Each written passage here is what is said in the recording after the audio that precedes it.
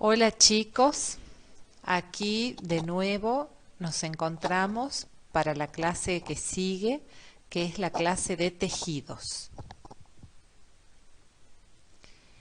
Si recuerdan, en clases anteriores habíamos dicho que la materia viva se va organizando según su nivel de complejidad. Lo más pequeñito es la célula, la unidad viva más pequeña es la célula. Ya hemos visto las características de una célula eucariota, una célula procariota. Por supuesto, la célula humana pertenece al grupo de las eucariotas. Y esas células se van agrupando en lo que se llaman tejidos, en este nivel de complejización de la materia. A su vez, esos tejidos se agrupan en lo que van a conformar los órganos se agrupan en aparatos y en sistemas. Entonces lo que vamos a ver hoy es el segundo nivel de complejidad de la materia viva, que es la de los tejidos. Es la unión o el conjunto de células, esos son los tejidos. Y el organismo posee 4 tejidos fundamentales. Recuerden también que tanto las células como los tejidos no pueden ser vistos con el ojo humano, entonces sí o sí necesitamos del microscopio para poder observarlos, tanto a las células como a los tejidos. Entonces, como les mencioné, son 4 los tejidos fundamentales. El tejido epitelial, el tejido conjuntivo o conectivo, el tejido muscular y el tejido nervioso. Esto también está organizado según la complejidad. El tejido más simple es el tejido epitelial. Luego le sigue en complejidad el conectivo o conjuntivo, que es lo mismo. A continuación el muscular y finalmente el nervioso, que es el tejido más complejo de todos. Entonces, en estas imágenes estamos viendo aquí un tejido epitelial conformado por un grupo de células. Todas estas son células con su núcleo. Fíjense cómo las células están prácticamente pegadas unas con otras. Las células son todas de la misma característica. Eso es lo que le da la definición precisamente de tejidos, que las células tienen que ser de las mismas características. Aquí tenemos el tejido conectivo o conjuntivo. También son células, un conjunto de células con similares características. Pero ¿qué diferencia tiene este con este? Fíjense ustedes, que las células están prácticamente pegadas, mientras que en este caso las células están separadas por lo que se llama la sustancia fundamental o el cementante, ¿sí? Fíjense ustedes cómo esa sustancia fundamental o cementante me separa las células, no están tan unidas como vemos acá en el epitelial. Entonces, epitelial, conjuntivo, conectivo, luego sigue el muscular, que en este caso estamos viendo un músculo esquelético, es decir, el músculo que se inserta en los huesos, ya lo vamos a ir estudiando, y finalmente el más complejo de todos, que es el tejido nervioso, que tiene esas formas como de células estrelladas con prolongaciones cortas y prolongaciones largas, que serán las dendritas y el axón. También lo vamos a ir estudiando. Bien, también en la clase anterior habíamos mencionado que del embrión tenemos 3 capas fundamentales cuando se forma el embrión. El ectodermo, que es la capa más externa, el mesodermo, que es la capa del medio, y el endodermo, que es la capa más interna del embrión, durante el desarrollo del ser humano en el vientre materno. Bien, de cada una de esas capas van a ir surgiendo los distintos tejidos. Por ejemplo, del ectodermo surgirá la piel, pero no toda la piel. La capa más superficial de la piel, que se llama epidermis, porque las otras capas de la piel, que son la dermis y la hipodermis, en realidad van a pertenecer al mesodermo. Pero la epidermis, que es la capa más superficial de la piel, pertenece al ectodermo. También pertenece al ectodermo el sistema nervioso central. Y esto es importante saber, porque hay muchas enfermedades neurológicas que se correlacionan con manifestaciones en la piel, como también hay muchas manifestaciones de la piel que tienen una correlación con patologías neurológicas. Entonces esto tiene que ver más que nada por el origen embrionario de estas estructuras. A continuación tenemos el mesodermo. De este mesodermo, de esta capa embrionaria, van a derivar el tejido conectivo, que era el segundo de los tejidos, el tejido muscular, que es el tercero de los tejidos, el corazón y los grandes vasos. Eso proviene del mesodermo. Y del endodermo vamos a tener el aparato digestivo, el aparato respiratorio y el aparato urinario. Entonces, el origen embriológico de los tejidos fundamentales van a ser de los epitelios las tres capas embrionarias, es decir, los epitelios provienen de las tres capas embrionarias: ectodermo, mesodermo y endodermo. Ejemplo, la piel es un epitelio. La epidermis de la piel es un epitelio que proviene del ectodermo. El epitelio que recubre los vasos sanguíneos vendrán del mesodermo, y los epitelios que recubren el aparato digestivo, por ejemplo, vendrán del endodermo.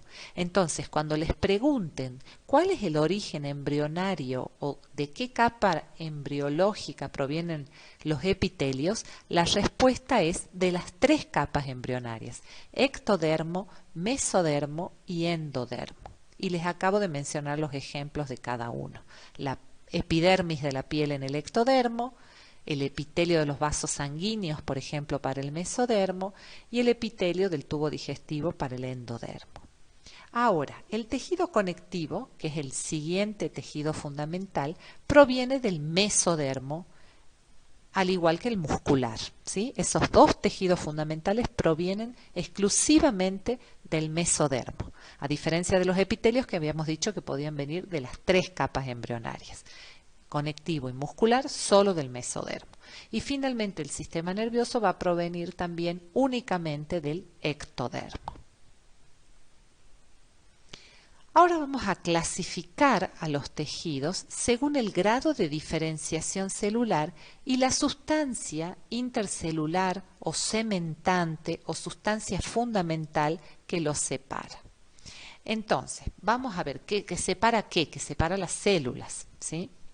Entonces vamos a ver en este cuadro que tenemos células poco transformadas o células muy transformadas. En criollo podríamos decir células más simples, células más complejas. Dentro de estas células poco transformadas o más simples, vamos a tener que tengan escasa o nula sustancia intercelular o cementante o sustancia fundamental, o abundante. Cuando es nula, el ejemplo es el tejido epitelial, es la imagen que les mostré al principio. Vamos a volver un poquito para atrás.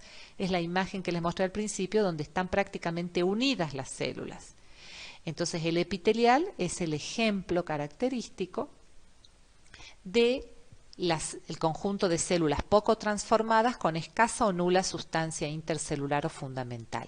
Ahora, cuando esa sustancia es abundante, siguen siendo poco transformadas o simples las células, pero la sustancia fundamental es abundante, ahí lo que vamos a tener es el tejido conectivo o conjuntivo, que es esta imagen que les había mencionado hace rato, cuando tenemos mucho cementante o sustancia intercelular o sustancia fundamental separando las células. Y dentro de este tejido conjuntivo o conectivo, que es lo mismo, tenemos a su vez dos tipos de conectivos o conjuntivos: un tipo de tejido conectivo sólido y un tipo líquido. El tejido conectivo sólido va a conformar los estromas, cartílagos y huesos. ¿Y qué son los estromas o qué es el estroma? El estroma es la parte de conectivo que rodea a los órganos. Algunos órganos, como por ejemplo el riñón, la cápsula suprarrenal, es decir, precisamente conforman las cápsulas de los órganos, la cobertura externa de los órganos, de ciertos órganos. Ese es el estroma.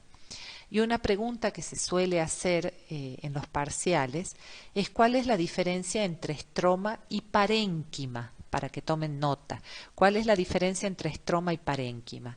Y la respuesta es que el estroma es tejido conectivo puro, Generalmente son las cápsulas que rodean los órganos, la parte externa de ciertos órganos. En cambio, parénquima es todo el órgano. Por ejemplo, el parénquima renal, estamos hablando de todo el riñón, y como es un órgano, va a tener conjunto de tejidos, es decir, va a tener tejido epitelial, tejido conectivo, tejido nervioso. El riñón va a tener un conjunto de tejidos. Eso es parénquima. En cambio, el estroma es solamente la parte de conectivo, cápsula o cobertura externa de ese riñón, si estamos con el mismo ejemplo del riñón, ¿sí? Bien, el cartílago y el hueso es un tejido conectivo o conjuntivo, sólido o duro, especializado, ¿sí? ¿Especializado en qué? En formar hueso y en formar cartílago. Sin embargo, siguen siendo células mucho más sencillas que las que vamos a ver después como muy transformadas.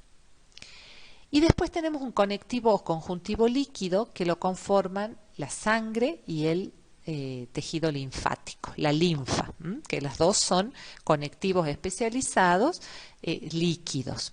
Si bien estamos diciendo especializados, decimos especializados para diferenciarlo de lo que es el estroma, por ejemplo, pero igual siguen siendo células mucho más sencillas que las que vamos a ver después como muy transformadas, que son más complejas.